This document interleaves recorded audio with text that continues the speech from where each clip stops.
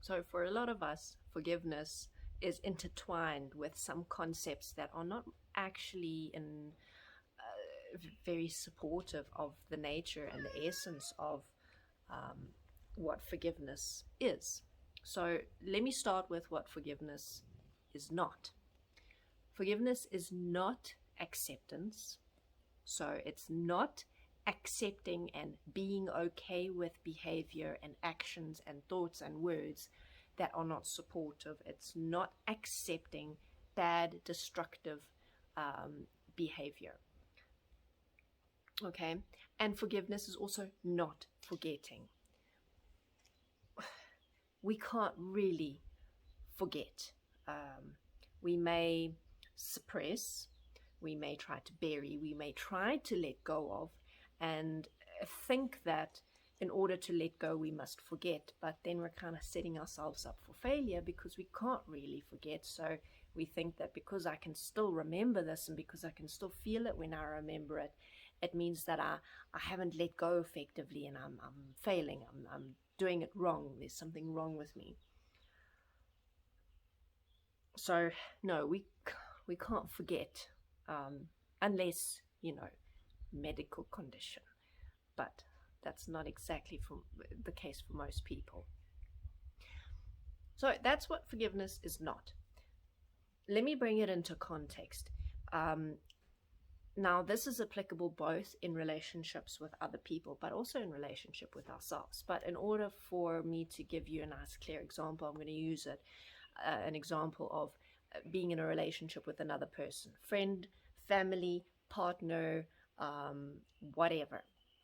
So if someone in your life is doing things that are destructive, doing things that are harming in some way, you or other people, if this person has done something deliberately nasty or spiteful, if this person is continuously manipulating you, if this person is doing things that you're not okay with, then you're now faced with this position of how do you move forward with your life? Because a lot of us get stuck in this point of like not wanting to cut someone out of our lives, not knowing how to forgive them, wanting to forget, wanting to try and forgive them by accepting their behavior, which only, unfortunately, allows them to continue with the behavior. And that is what so many of us tend to do. We tend to try and make the behavior okay. We try and rationalize it. We try to make ourselves okay with what's happening, when in reality, we're not okay with it. It's not cool behavior. It's not supportive. Maybe even it's harming someone. So we get this all tangled up with what we think forgiveness is supposed to be. And when your definition of a word, especially a word like forgiveness, is not clear, and if it's got all these tangled meanings and emotions and undercurrents caught up with it, it's gonna make for some possibly difficult life lessons to have to face. So now you're faced with this person in your life. They have hurt you, and now we've established, okay, it doesn't help to just try and accept their behavior. It doesn't help to try and be okay with what they've done, because all that happens is they keep doing what they've done, what they've been doing, and nothing is getting better for anyone. Also, you keep reacting to it, and so it's this big emotional mess. Other thing is you can try and forget the behavior, which again, kind of the same thing. They keep doing it, and you keep going through the experience of having to face what they've done, go through what effects it has on you and the people around you. So those two things are not part of a long-term solution. Now let's move on to what is forgiveness. Forgiveness is a process of understanding. So whether it's regarding ourselves or regarding another person, it's the process of understanding how did they get to that point. What life have they lived that led them to be this way, to have these thoughts, to have these beliefs? What kind of thoughts have they been participating in? What kind of behaviors have they been rationalizing? Well, what is it?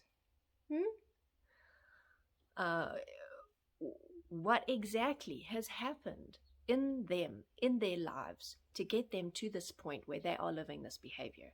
Now, bear in mind that you may not actually ever be able to get a direct answer from this person. That's, I suppose, the one thing that differentiates self-forgiveness from forgiving someone else, is that with self-forgiveness, we can really, really look into ourselves and come to see all the different timelines clearly and specifically in terms of how did we get to this point that we're at. Because it's us. We can see ourselves. We know ourselves. We know what thoughts we've been allowing. We know what beliefs we've been participating in. But when it's someone else, it can be a little bit more difficult. So now here's a balance between realizing that you may never really know the absolute truth. You may never really know the specifics about someone else, and making peace with that, as well as being open to realizing that whatever you see within this other person, whatever you may feel is the reason for their behavior, may be wrong, or it may be incomplete. You may not be seeing accurately. You may what you see may be influenced by your emotional state about them. So in a lot of ways, and in some situations, when we're forgiving someone else, sometimes our understanding of their behavior only goes up to a certain point where we can't necessarily understand better than that. We can place ourselves in their position and look at a whole lot of different possible scenarios and a whole lot of different possible reasons, but we may never really, really know. So the key is here, which is maybe one of the more challenging parts of this forgiveness process, is to make peace with the fact that someone else is at a particular point in their life and you're not at that same point. You can't know what they're going through. You can't see into them, and you've got to make peace with that not knowing, at the same time as allowing yourself to let go, not forget and not accept, but let go of your attachment to the person, whether it's wanting them to be a certain way, wanting you to have a specific type of relationship with them, wanting to get something from them, whatever your attachment or attachments are to this person, especially if they've done something that has brought you to the point of considering completely ending the relationship or cutting them out of your life, then that process of letting go and of grieving and of essentially losing them needs to take place. So there's quite a lot of information to unpack here. Now,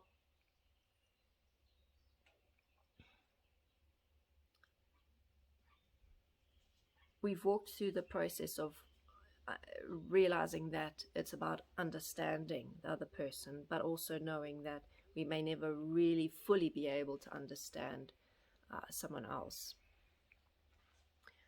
And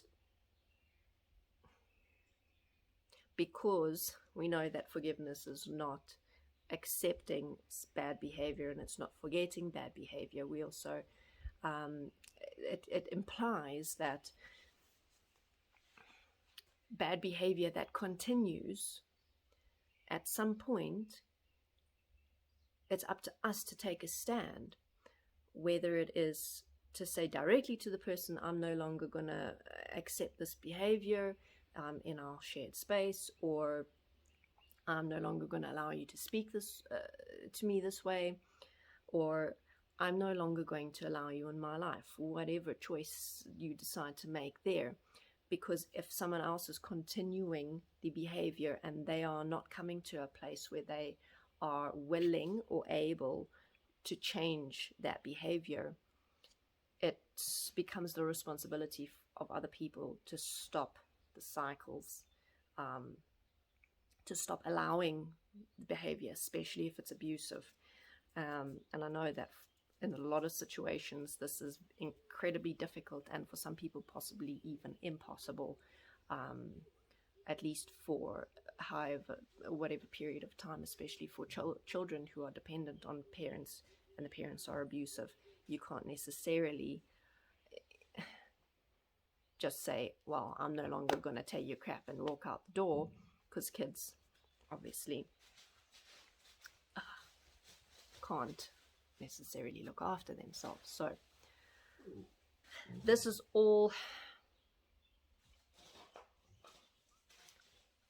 being said within the hope that if you're watching this video, you're going to be taking it and applying it with flexibility to different contexts and different scenarios, because not every person is in the same situation, and not every person will be able to respond to the people in their life the same way as another person in a different situation. So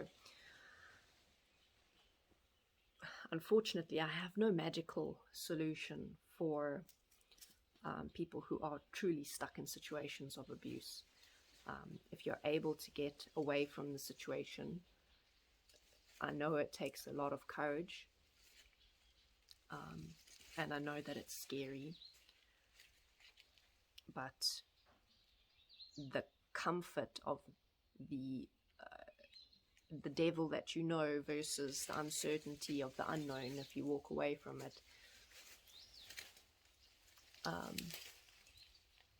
that comfort is not necessarily a good thing. But anyway, this video is getting very, very long now, so I'm going to end it here, and I'm going to end it on a note of, if there are any specific scenarios that I didn't touch on, or any aspects of forgiveness, and specifically relating to forgiving other people who have done something harmful or abusive that I haven't covered, let me know. You can send me a direct message, leave a comment, whatever you prefer. I'm happy to do follow-up videos and cover any aspects that I didn't get to cover in this one. Right. Thank you for watching. You're going to see me next time.